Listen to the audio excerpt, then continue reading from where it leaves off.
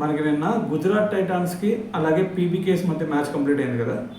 మరి ఈ మ్యాచ్లో కనుక మీరు ఒకసారి చూస్తే హర్షదీప్ సింగ్ ఒక చెత్త రికార్డు మూడగట్టుకున్నాడనే చెప్పాలి. ఏంది భయ్ ఆ చెత్త రికార్డు అంటే ఏం లేదు, అతను లాస్ట్ ఓవర్ కనుక మీరు ఒకసారి చూస్తే ఎన్ని బాల్స్ వేసాడు, ఏకంగా 11 బాల్స్ వేసాడు కదా. సో మరి ఇప్పటి వరకు మరి ఐపీఎల్ చరిత్రలో మరి ఒకే ఓవర్లో అత్యధిక బంతులు వేసినటువంటి బౌలర్లు ఎవరన్నా ఉన్నారా అంటే మరి ఈ లిస్ట్లో చాలామంది ప్లేయర్లు ఉన్నారు.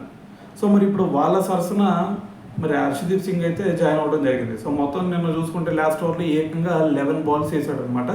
సో మరి అంతకుముందు ఈ లిస్టులో ఎవరున్నారు భయ్యా అనేది కనుక ఒకసారి చూసుకుంటే మనకి సిఎస్కే టీం తరఫున తుషార్ దేశపాండే ఇదే విధంగా అంతకుముందు బౌలింగ్ వేశాడు. దాని తర్వాత వచ్చేసరికి ఆర్సీబీ తరఫున సిరాజ్ సేమ్ ఇదే విధంగా అత్యధిక బాల్ వేసాడు ఒకే ఓవర్లో.